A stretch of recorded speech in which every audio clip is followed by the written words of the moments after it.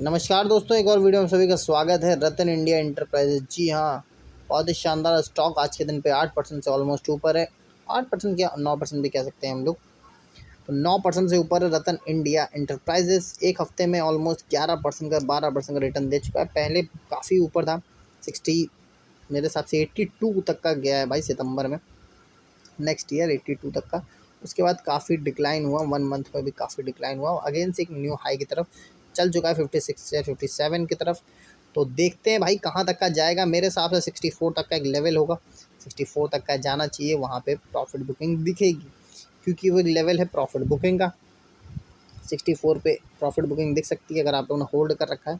तो वहाँ तक का अगर आप लोगों ने प्रॉफिट दिख रहा है तो भाई निकल सकते हो आप 64 पे भी। बट काफ़ी सॉलिड स्टॉक आज के दिन में, काफ़ी अच्छे वॉल्यूम के साथ। इस वजह से कल परसों में भी इसमें एक्सपेक्टेशन है कि रैली की। तो देखते हैं कहाँ तक का जाता है। मिलते हैं एक और वीडियो में, तब तक के लिए गुड बाय।